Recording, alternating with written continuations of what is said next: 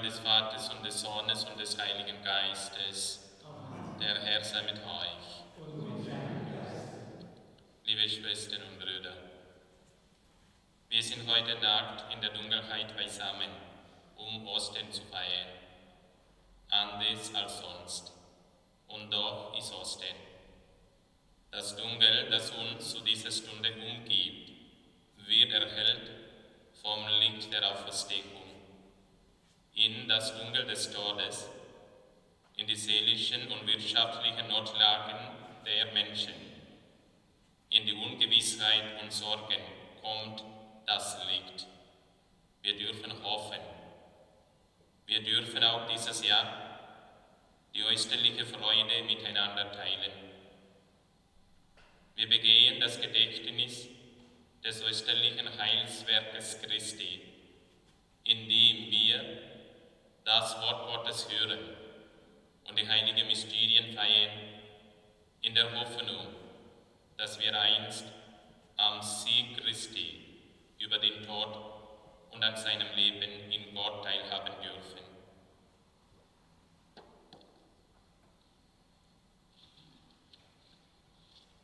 Ich bitte Sie alle, liebe Zuschauer und Teilnehmer, Ihre Kerze in die Hand zu nehmen.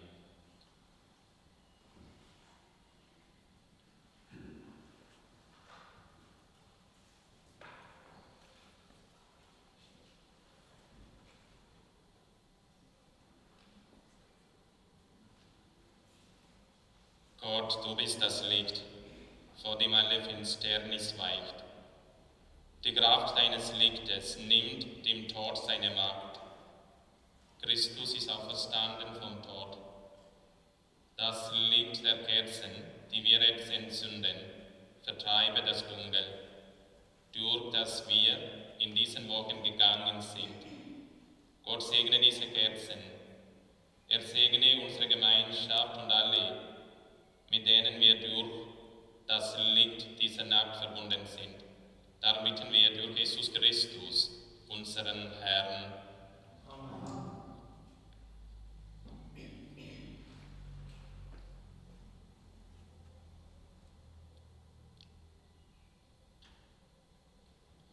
Christus, gestern und heute, Anfang und Ende, Alpha und Omega. Sein ist die Zeit und die Ewigkeit. Sein ist die Macht und die Herrlichkeit in alle Ewigkeit.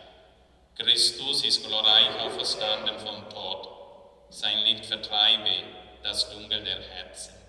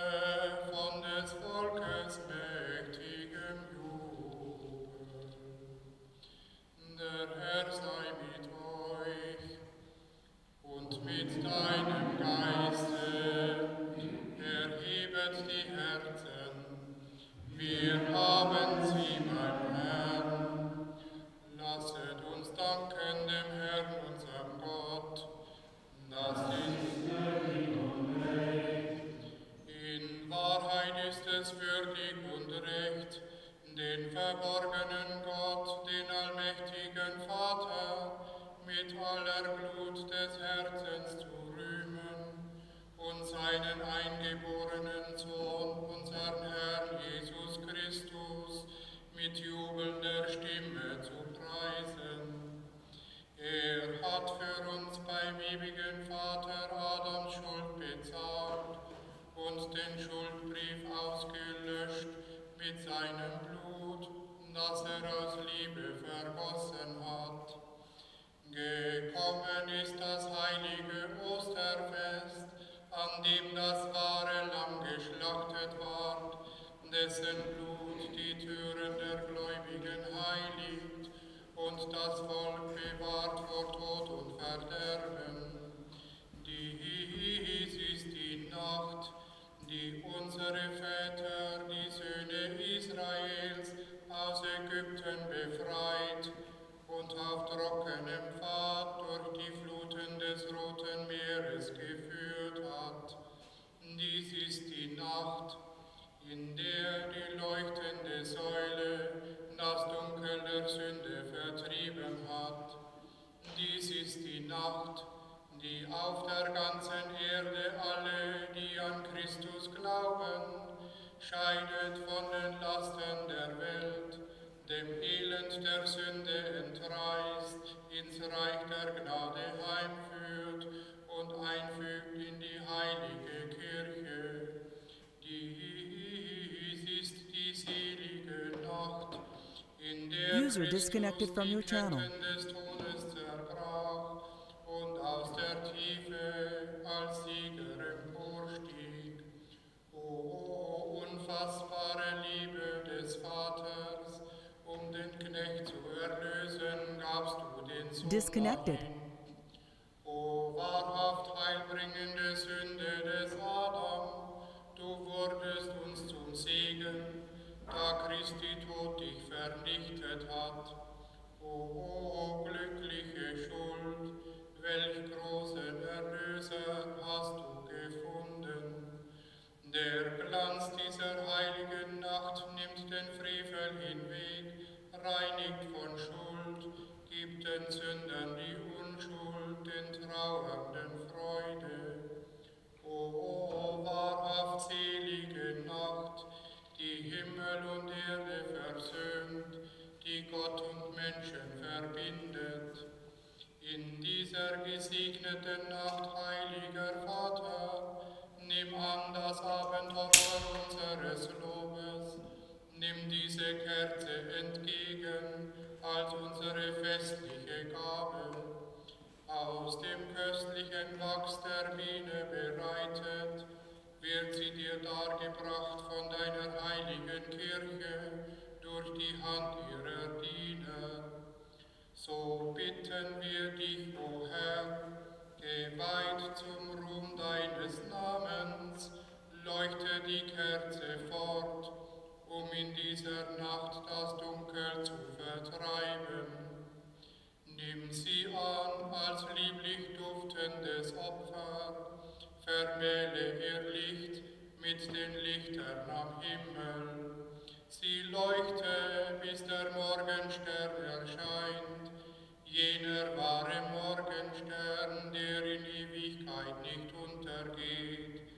Dein Sohn, unser Herr Jesus Christus, der von den Toten erstand, der den Menschen erstrahlt im österlichen Licht, der lebt und herrscht in Ewigkeit.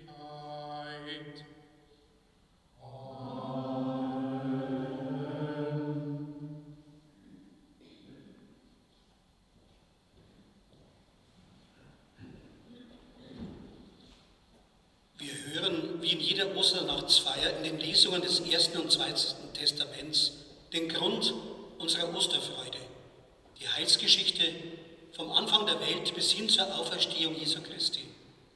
Gott erweist sich als der Leben schafft und leben will, der den Menschen immer wieder von allem Schweren befreit.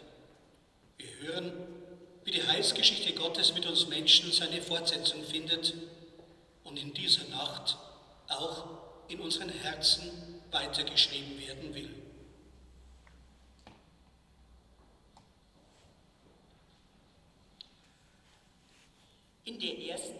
Lesung der Osternacht wird die erste Seite der Bibel aufgeschlagen, das Buch Genesis.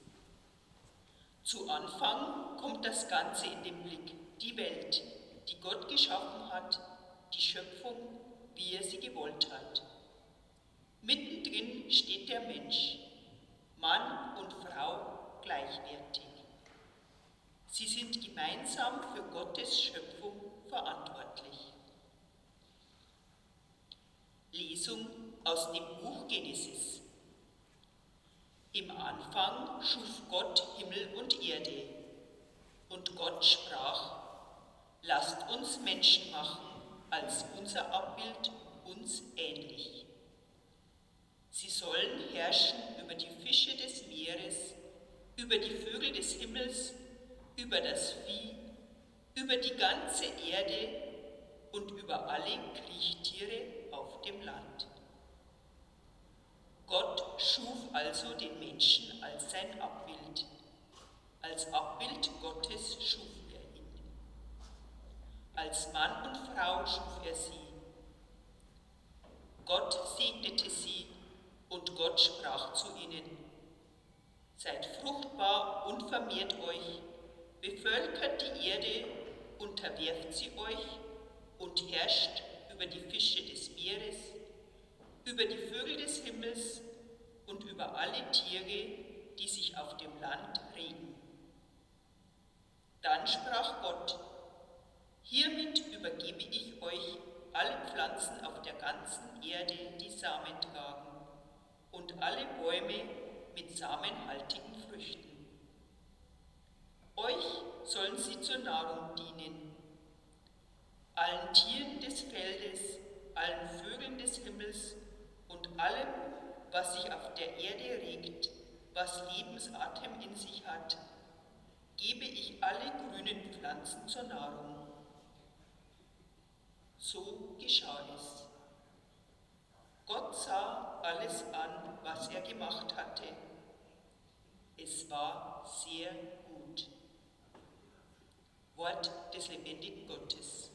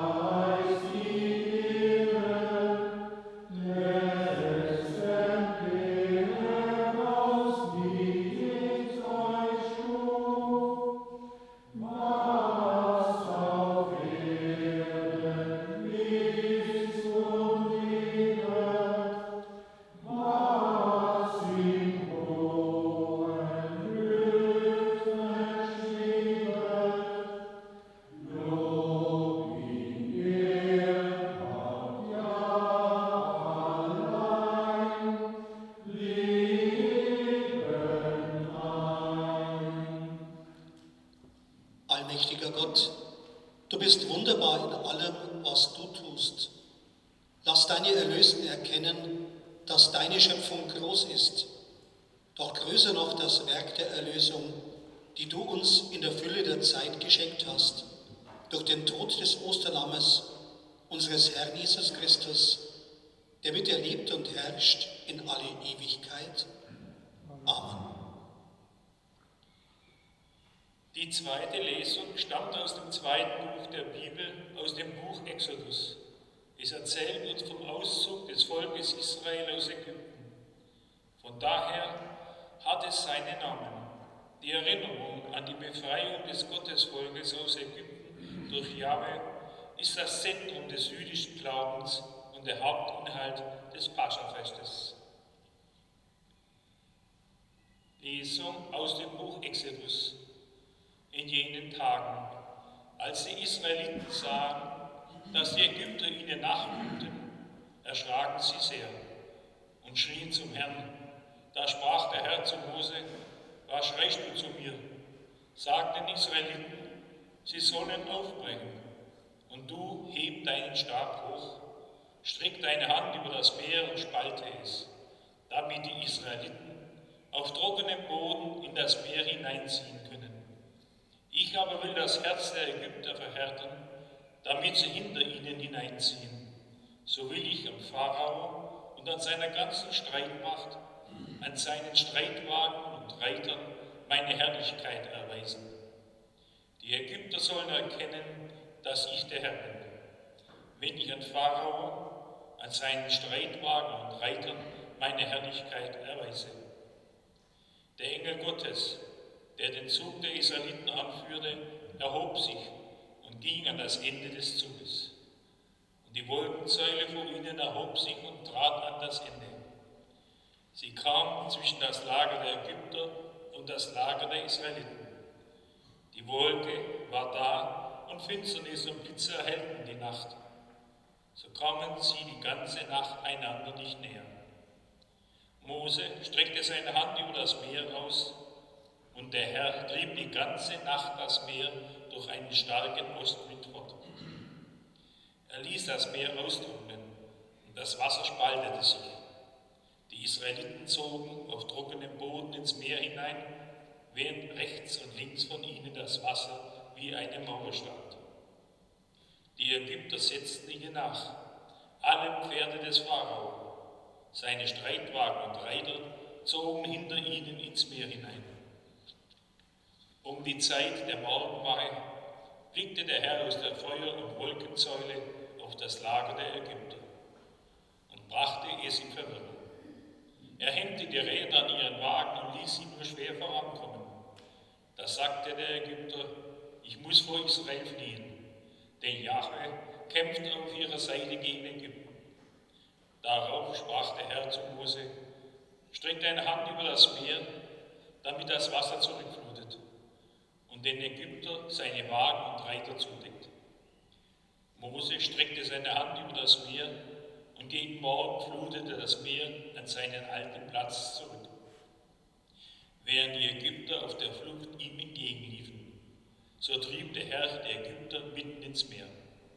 Das Wasser kehrte zurück und bedeckte Wagen und Reiter, die ganze Streitmacht des Pharao, die den Israeliten ins Meer nachgezogen war. Nicht ein einziger von ihnen blieb übrig. Die Israeliten aber waren auf trockenem Boden mitten durch das Meer gezogen, während rechts und links von ihnen das Wasser wie eine Mauer stand. So rettete der Herr an jenem Tag Israel aus der Hand der Ägypter. Israel sah die Ägypter tot am Strand liegen. Als Israel sah, dass der Herr mit mächtiger Hand an den Ägyptern gehandelt hatte, fürchtete das Volk den Herrn. Sie glaubten an den Herrn und an Mose, seinen Knecht. Damals sang Mose mit den Israeliten den Herrn dieses Lied. Sie sagten: Ich singe dem Herrn ein Lied, denn er ist hoch und erhaben. Rosse und Wagen warf er ins Meer. Wort des lebendigen Gottes.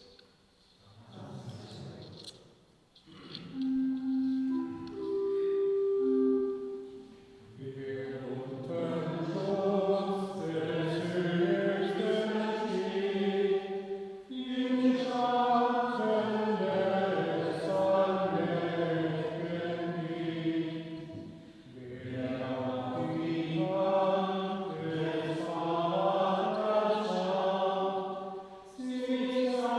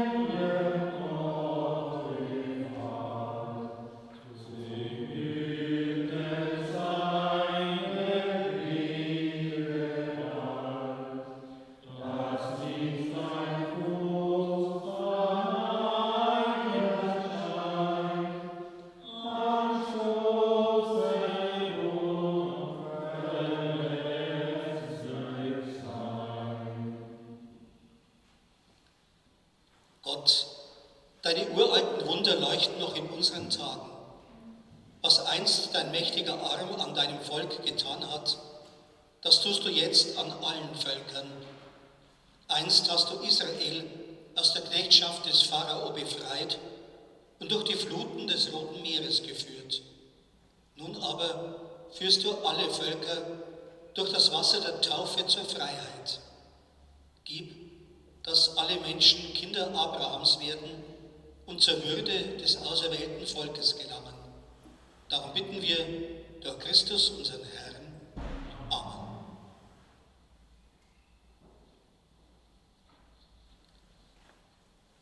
Die nächste Lesung aus dem Alten Testament stammt aus dem Buch Baruch. Baruch war Schreiber und Freund des Propheten Jeremia. Die Aussage des Abschnitts, dem wir jetzt zuhören, lautet zusammengefasst: Der einzige Zugang zur Weisheit ist das dem Buch Gottes geschenkte Buch des Gesetzes, die Tora. Lesung aus dem Buch Baruch. Höre Israel, die Gebote des Lebens, merkt auf, um Einsicht zu erlangen. Warum, Israel, warum lebst du im Gebiet der Feinde, siehst dahin in einem fremden Land, bist unrein geworden, den Toten gleich, wurdest zu den Abgeschiedenen gezählt? Du hast den Quell der Weisheit verlassen. Wärest du auf dem Gottesweg gegangen, du wohntest in Frieden für immer. Nun lerne, wo die Einsicht ist, wo Kraft und wo Klugheit. Dann erkennst du zugleich, wo langes Leben und Lebensglück, wo Licht für die Augen und Frieden zu finden sind. Wer hat je den Ort der Weisheit gefunden? Wer ist zu ihren Schatzkammern vorgedrungen? Doch der Allwissende kennt sie. Er hat sie in seiner Einsicht entdeckt. Er hat ja die Erde für immer gegründet. Er hat sie mit Tieren bevölkert. Er entsendet das Licht und es eilt dahin. Er ruft es zurück und zitternd gehorcht es ihm. Froh leuchten die Sterne auf ihren Posten. Ruft er sie, so antworten sie: Hier sind wir. Sie leuchten mit Freude für ihren Schöpfer. Das ist unser Gott, kein anderer gilt neben ihm. Er hat den Weg der Weisheit ganz erkundet und hat sie Jakob, seinem Diener, verliehen, Israel, seinem Liebling. Dann erschien sie auf der Erde und hielt sich unter den Menschen auf.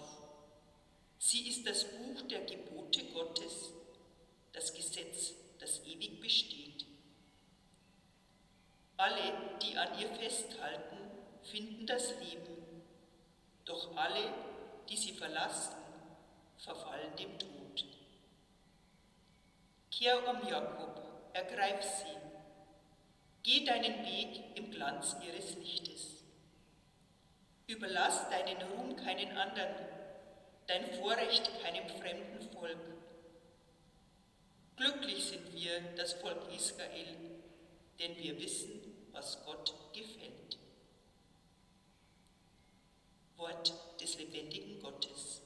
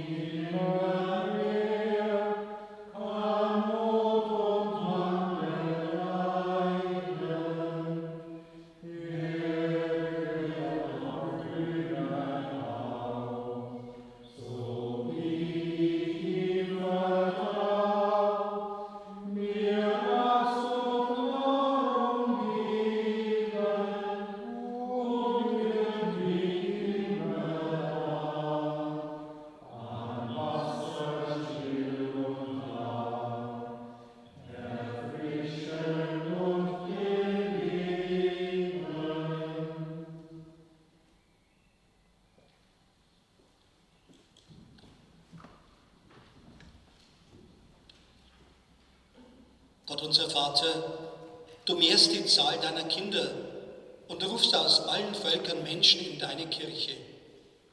Beschütze gütig die Täuflinge, damit sie den Quell der Weisheit niemals verlassen und auf deinen Wegen gehen. Darum bitten wir durch Christus, unseren Herrn. Amen. In dieser Nacht der Rettung und Befreiung lasst uns mit mächtiger Stimme und von ganzem Herzen den dreifaltigen Gott loben und preisen im österlichen Gloria.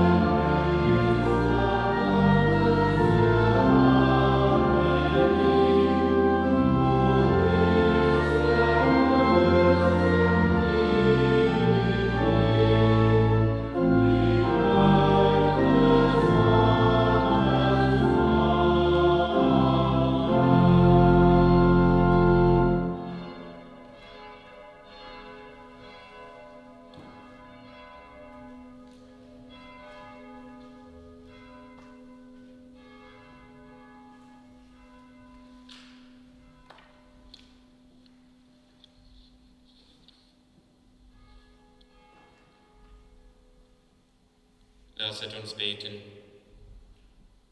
Allmächtiger Gott, du hast diese Nacht hell gemacht durch den Glanz der Auferstehung unseres Herrn. Erwecke in deiner Kirche den Geist der Kindschaft, den du uns durch die Taufe geschenkt hast, damit wir neu werden an Leib und Seele und dir mit aufrichtigem Herzen dienen.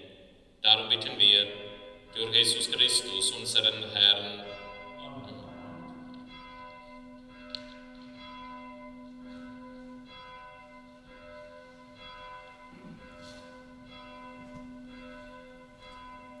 Die einzige neutestamentliche Lesung der Osternacht stammt aus dem Römerbrief. Nach Paulus ist das Leben der Christen wesentlich ein Leben in Freiheit. Freiheit vom Tod, Freiheit von der Sünde, Freiheit vom Gesetz. Diese Freiheit ist grundgelegt in der Taufe, durch die der Glaubende mit Jesus Christus unwiderruflich vereint worden ist.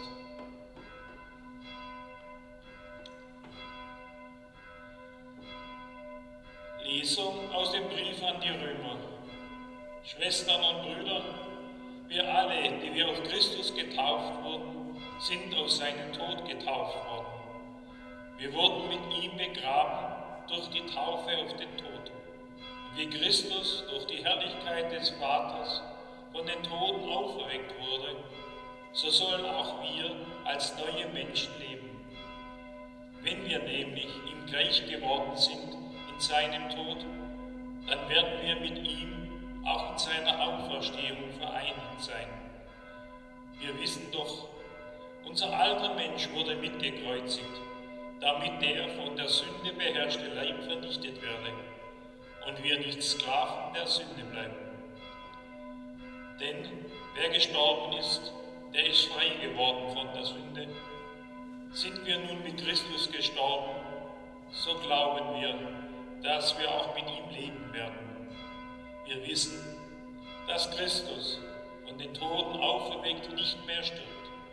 Der Tod hat keine Macht mehr über ihn, denn durch sein Sterben ist er ein für allemal gestorben für die Sünde.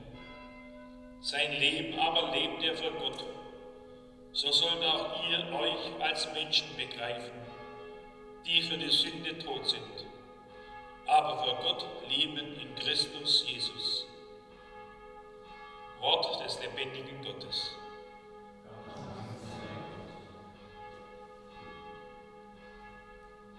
In den 40 Tagen der österlichen Bußzeit ist das Halleluja verstummt. Jetzt in dieser Nacht soll es umso mächtiger wieder erschallen. Lasst uns mit dankbarem Herzen in den österlichen Jubel einstimmen.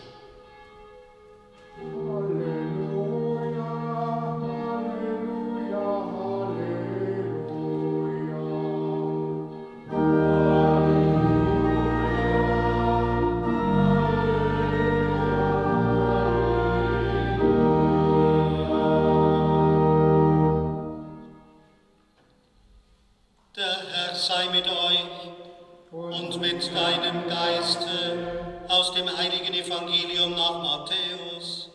Ehre sei dir, o Herr. Nach dem Sabbat, beim Anbruch des ersten Tages der Woche, kamen Maria aus Magdala und die andere Maria, um nach dem Grab zu sehen. Und siehe, es geschah ein gewaltiges Erdbeben.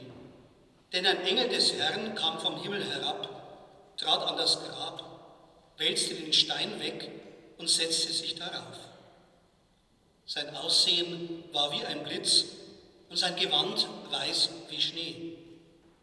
Aus Furcht vor ihm erbebten die Wächter und waren wie tot. Der Engel aber sagte zu den Frauen: Fürchtet euch nicht, ich weiß, ihr sucht Jesus, den Gekreuzigten. Er ist nicht hier, denn er ist auferstanden, wie er gesagt hat. Kommt her und seht euch den Ort an, wo er lag. Dann geht schnell zu seinen Jüngern und sagt ihnen: Er ist von den Toten auferstanden. Und siehe, er geht euch voraus nach Galiläa. Dort werdet ihr ihn sehen. Siehe, ich habe es euch gesagt. Sogleich verließen sie das Grab voll Furcht und großer Freude, und sie eilten zu seinen Jüngern, um ihnen die Botschaft zu verkünden. Und siehe, Jesus kam ihnen entgegen und sagte: Seid gegrüßt. Sie gingen auf ihn zu, warfen sich vor ihm nieder und umfassten seine Füße.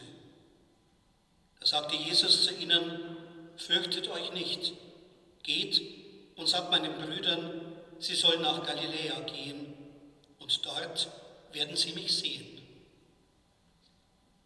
Evangelium unseres Herrn Jesus Christus. Lob sei dir, Christus.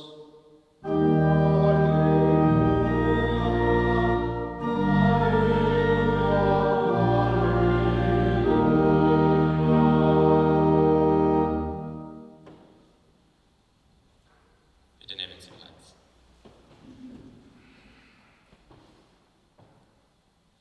Liebe Schwestern und Brüder, ich möchte heute über einen Roman sprechen.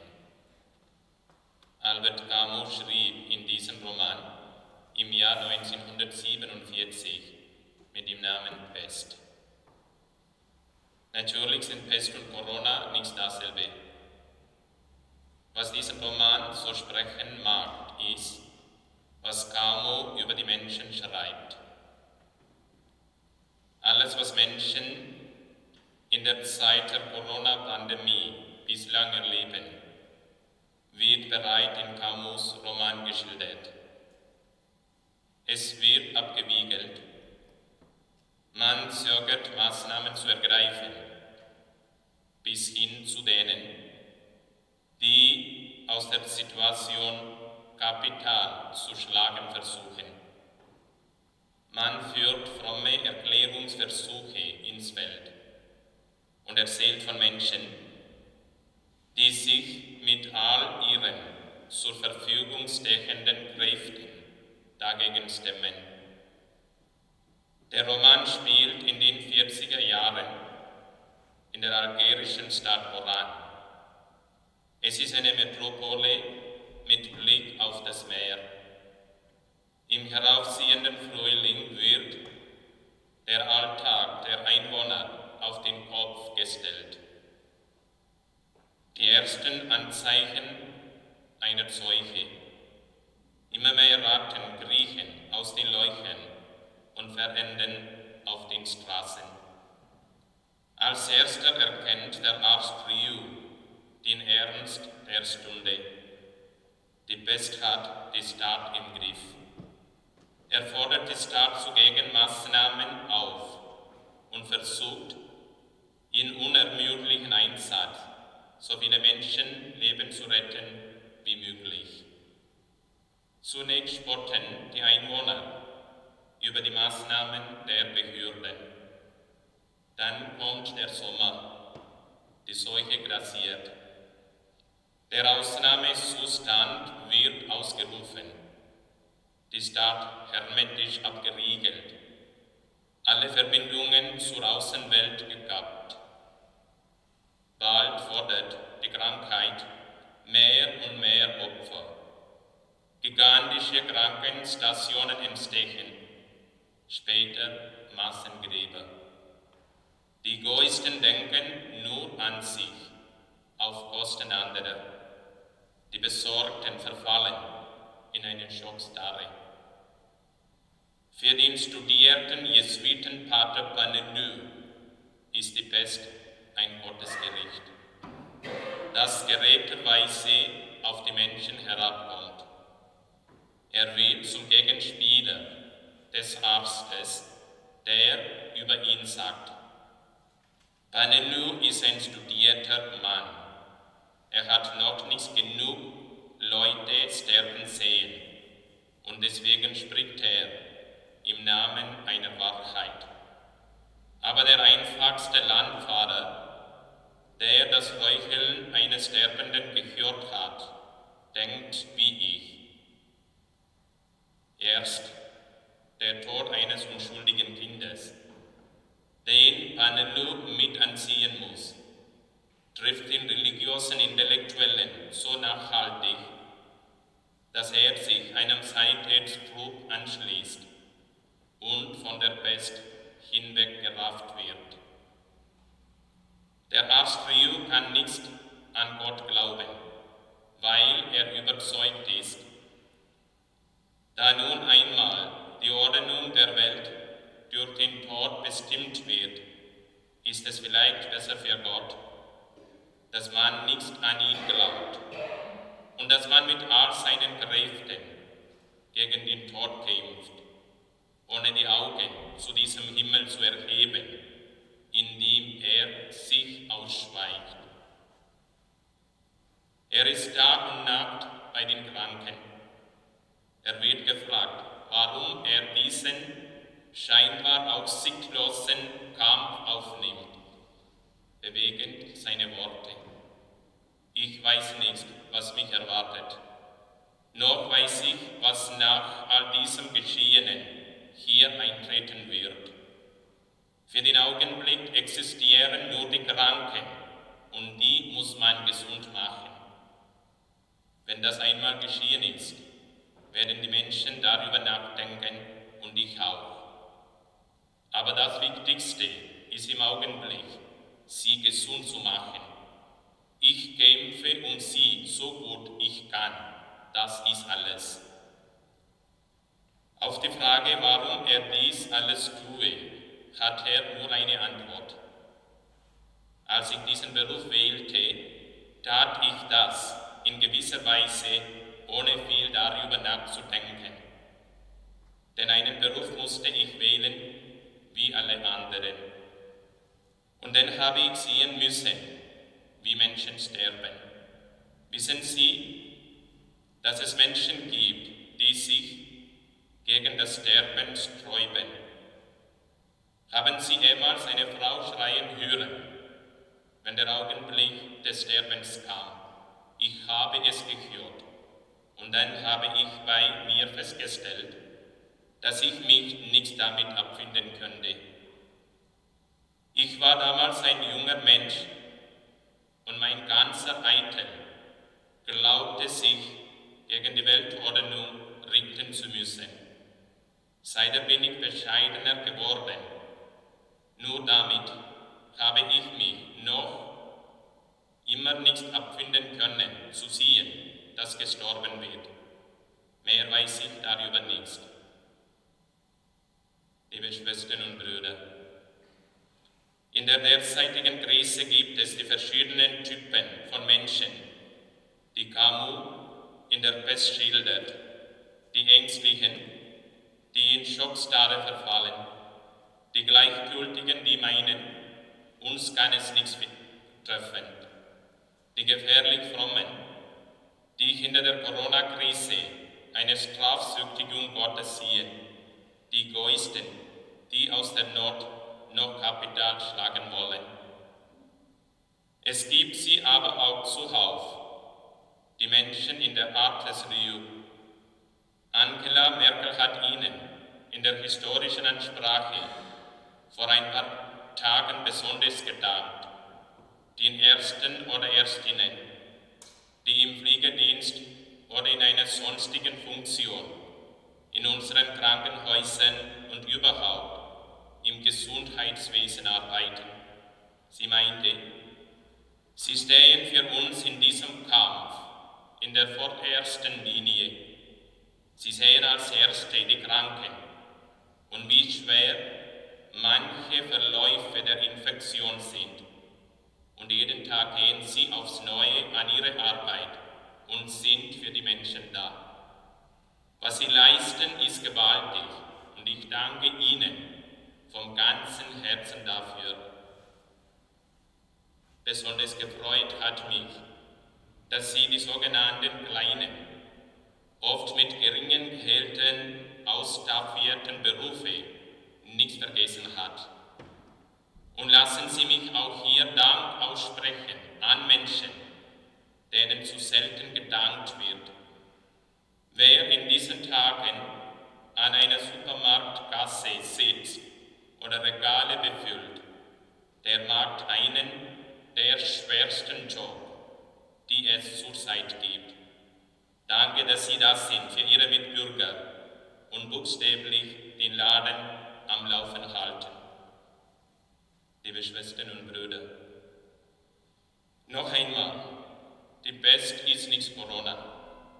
Und Gott sei Dank sind wir heute darüber hinaus, eine Pandemie als Strafe Gottes zu verstehen. Was Albert Camus' Roman für mich so lesenswert macht, ist seine Botschaft. Er ruft zur Solidarität auf, zur Bescheidenheit, zur unbeirrbaren Einsatz für andere, für Nächstenliebe. So viel Menschlichkeit und Nächstenliebe kommt in dieser Krisenzeit zum Vorschein. Es gibt keine größere Liebe, als wenn einer sein Leben für seine Freunde hingibt. Die Liebe zeigt sich als die tragende Kraft am Kreuz am Karfreitag und am Krankenbett heute. Mit diesen Tugenden lässt sich eine Krise durchstehen, auch wenn sie länger dauern sollte. In den Ostererzählungen im Evangelium ist die Rede von Angst und von verschlossenen Türen. Nur einige wenige Frauen trauen sich, zum Grab zu gehen. Die Ostererfahrungen waren Begegnungen mit dem Auferstandenen, Maria Magdala am Grab, die zwei Jünger auf dem Weg nach Emmaus, in der Versammlung der Jünger. Am Abend des ersten Tages der Woche, als die Jünger aus Furcht vor den Juden die Türen verschlossen hatten, kam Jesus, trat in ihre Mitte und sagte zu ihnen, Friede sei mit euch. Auch in unsere Mitte möchte er kommen und uns sagen, Friede sei mit euch. Habt keine Angst, ich bin bei euch. Möge er uns diese Glaubenserfahrung und Glaubensfreude schenken. Möge es Ostern werden in unseren Herzen, in unseren Familien, in unseren Pfarrgemeinden, auf der ganzen Welt. Der Herr ist auferstanden. Halleluja. Ja, er ist wahrhaft auferstanden. Halleluja. Gesegnetes Osterfest. Amen.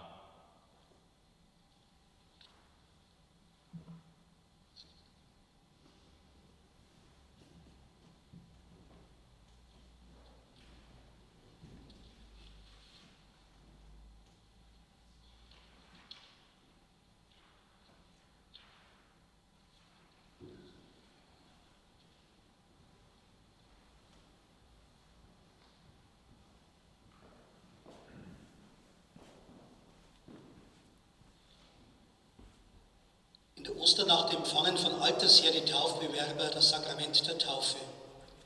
Durch die Taufe erhalten sie Anteil an der Fülle des ewigen Lebens, das Christus uns durch seinen Tod und seine Auferstehung erschlossen hat.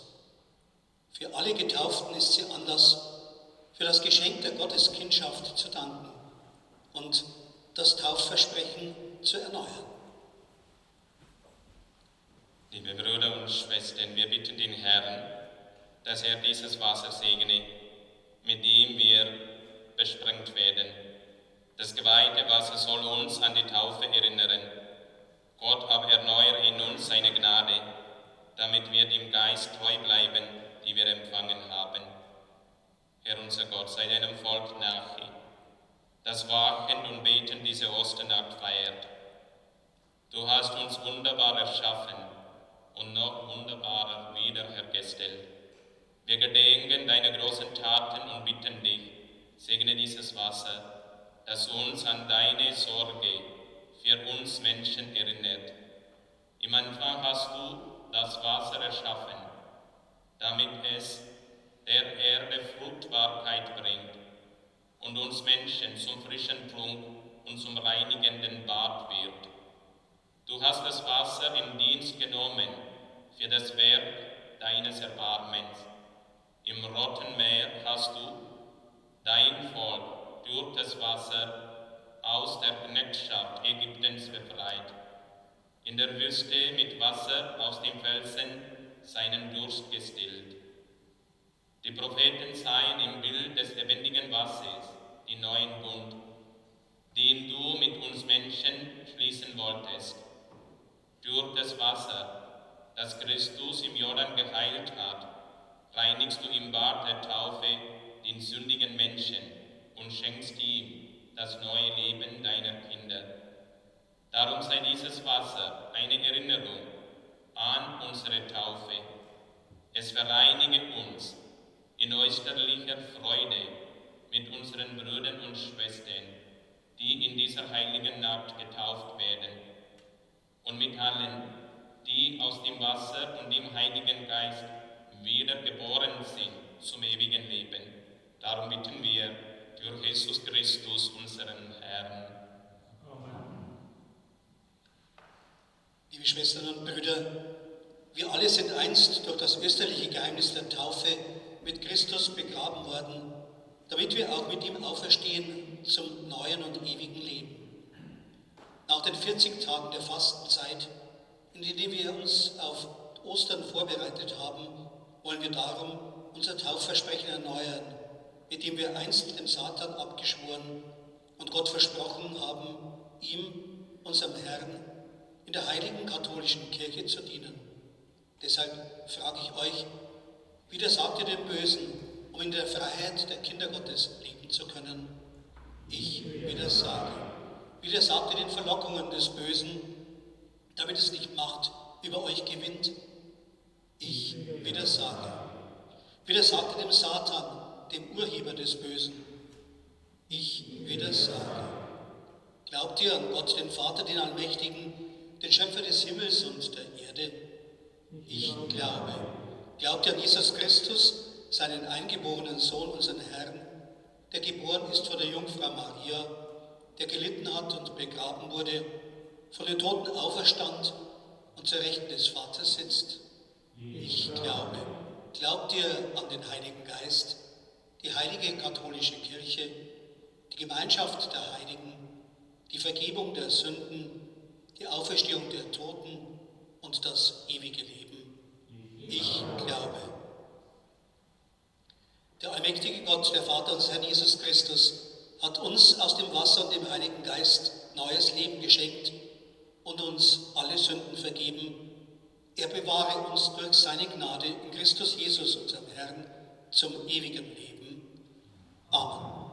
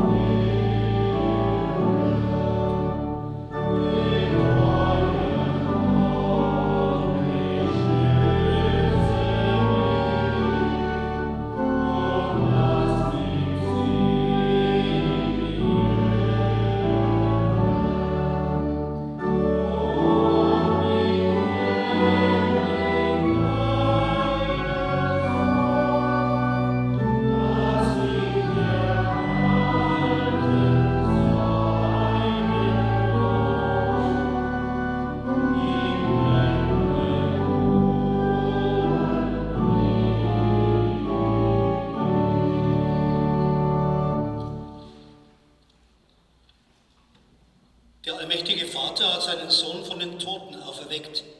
Darum dürfen wir mit all unseren Bitten und Anliegen zu ihm kommen und vertrauensvoll rufen. Gott unser Vater, wir bitten dich, erhöre uns.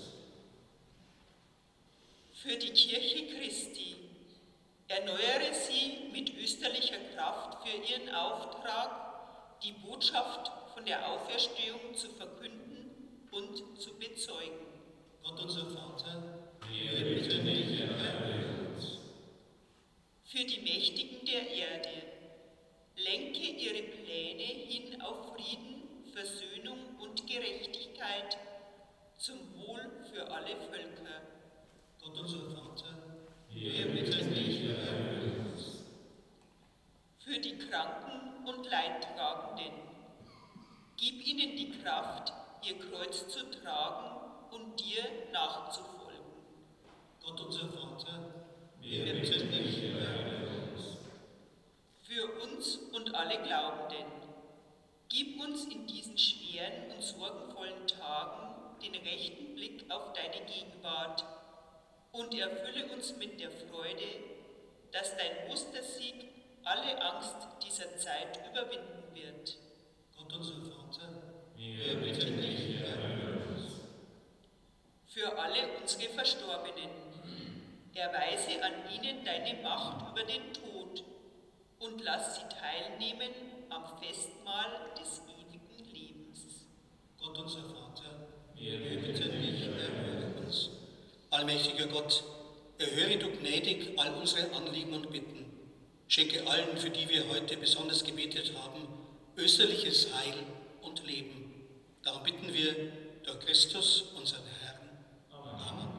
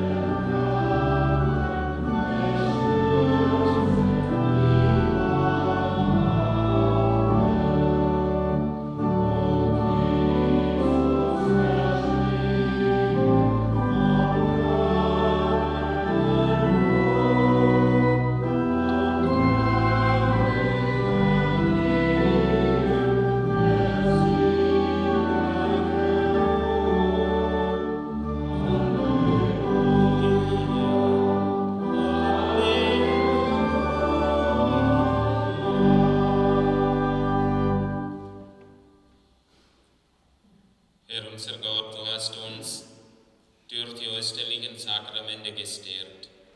Schenke uns den Geist deiner Liebe, damit deine Gemeinde ein Herz und eine Seele wird.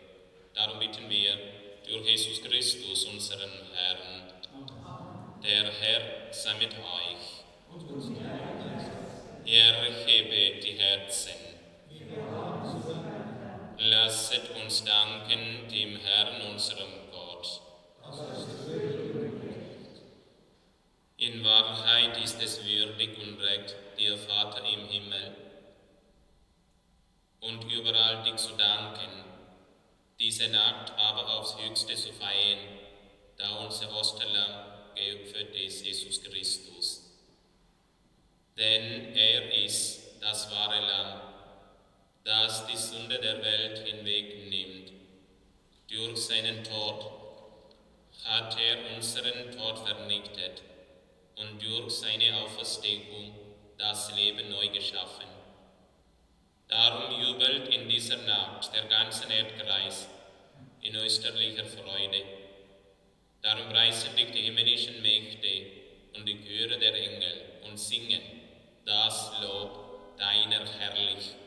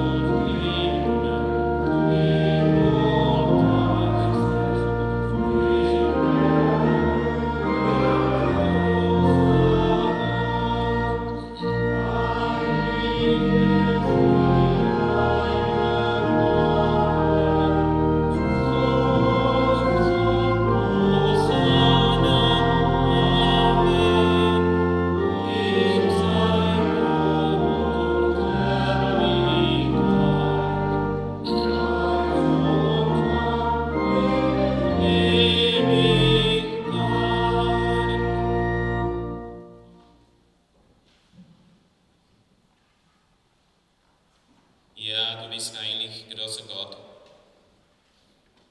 Du bist der Quell aller Heiligkeit.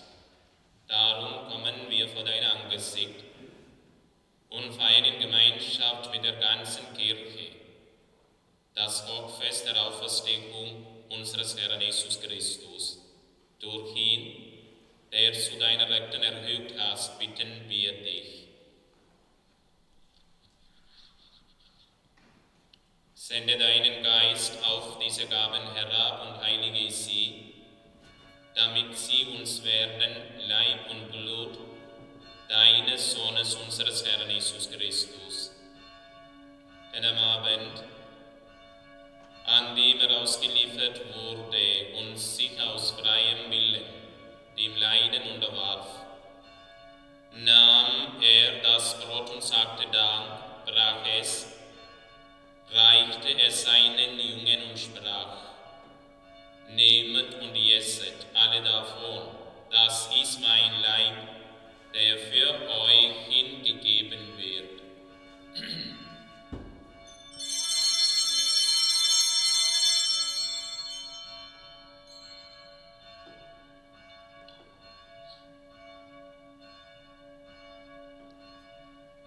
Ebenso nahm er nach dem Mahl den Kelch, dankte wiederum, reichte ihn seinen Jüngern und sprach: Nehmet und trinket alle daraus, das ist der Kelch des neuen und ewigen Bundes, mein Blut, das für euch und für alle vergossen wird, zur Vergebung der Sünden.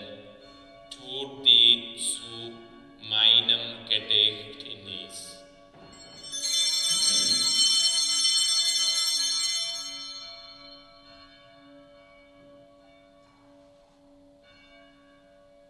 Geheimnis unseres Glaubens. Deinen Tod, o Herr, verkünden wir, und deine Auferstehung preisen wir, bis du kommst in Herrlichkeit.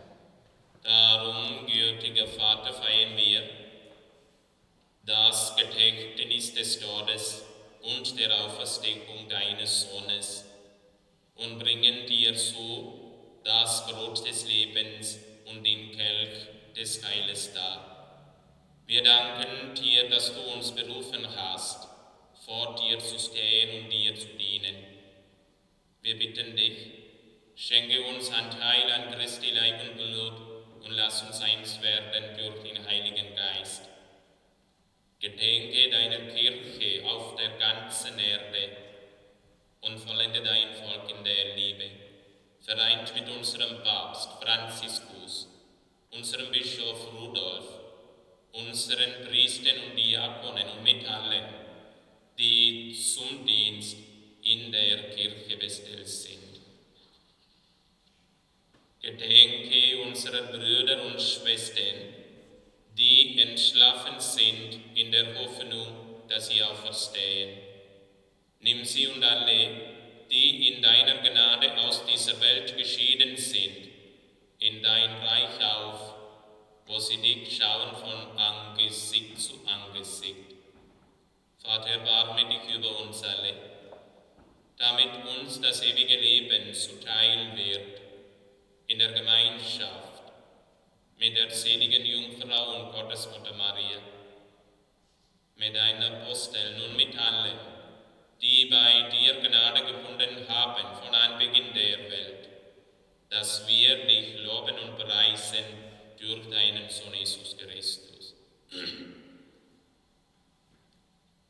Durch ihn und mit ihm und in ihm ist dir Gott, allmächtiger Vater, in der Einheit des Heiligen Geistes, alle Herrlichkeit und Ehre, jetzt und in Ewigkeit. Amen.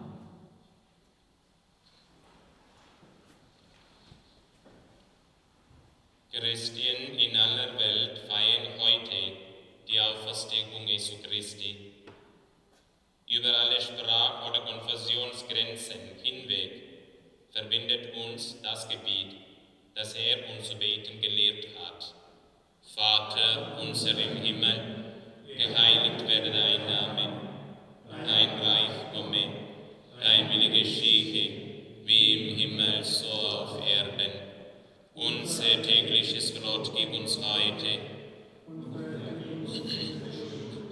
Wir auch vergeben unseren Schuldigen und führe uns nicht in Versuchung, sondern erlöse uns von dem Bösen.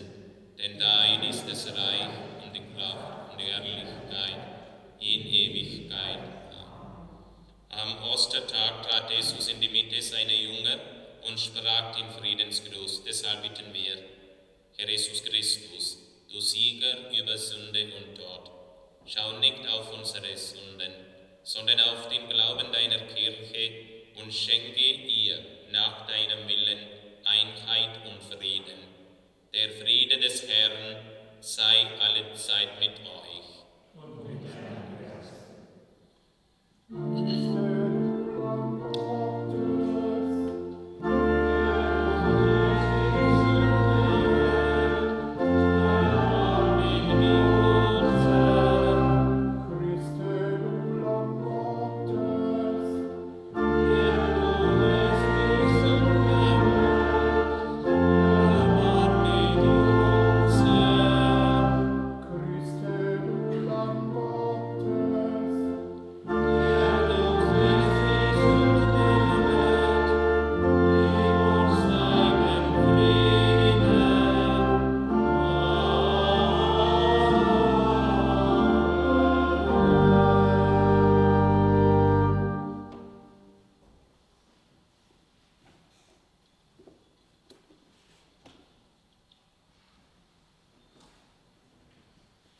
Seht, das Lamm Gottes, das hinwegnimmt die Sünde der Welt. Herr, ich bin nicht würdig, dass du eingehst unter mein Dach, aber ein Wort, so wird meine Seele gesund. Kostet und sieht, wie gut der Herr ist.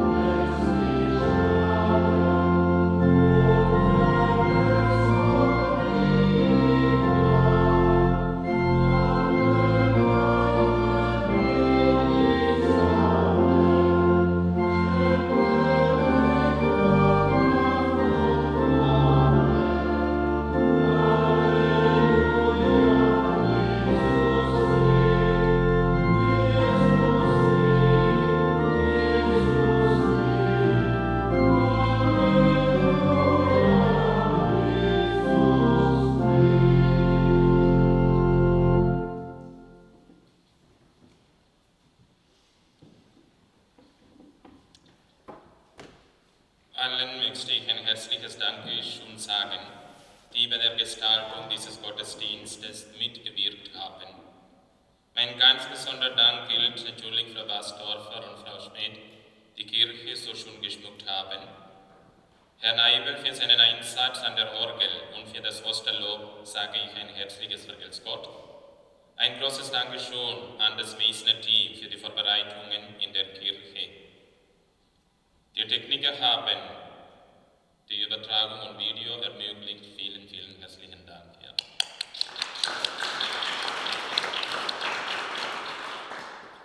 Ein herzliches Vergelt's Gott an alle, die mitgesungen und mitgefeiert haben.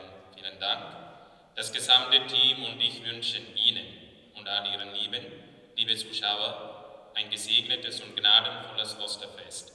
Nehmen Sie einen ganz besonderen Gruß und ein Stück Hoffnung aus dieser Feier. Vor allem bleiben Sie gesund. Möge Gott uns und alle unsere Familien und unsere Pfarrgemeinde reichlich segnen. Lasset uns beten.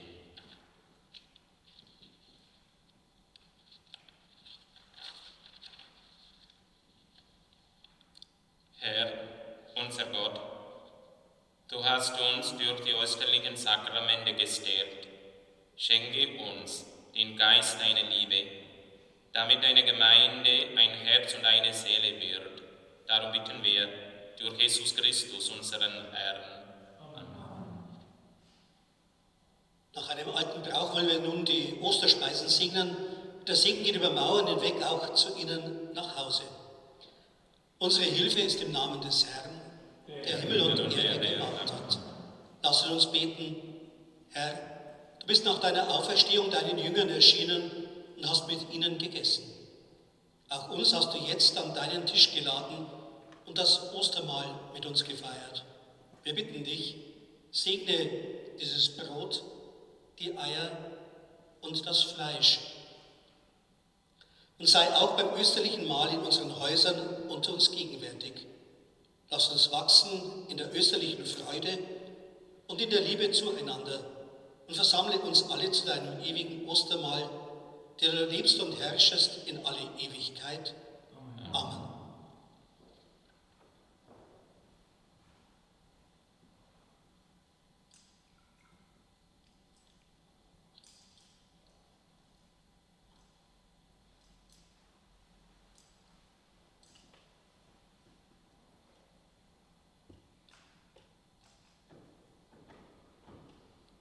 Der Herr sei mit euch.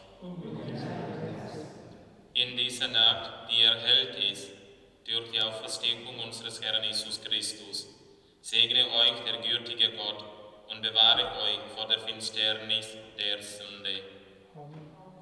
In Christus haben wir Anteil am ewigen Leben. In ihm führe euch Gott zur unvergänglichen Herrlichkeit. Unser Erlöser hat uns durch die Tage seines Leidens zur österlichen Freude geführt. Er geleite euch alle Tage des Lebens bis zu jener Osterfreude, die niemals endet. Das gewähre euch der dreieinige Gott, der Vater, der Sohn und der Heilige Geist. Geht hin in Frieden, Halleluja, Halleluja. Dank sei Gott dem Herrn, Halleluja.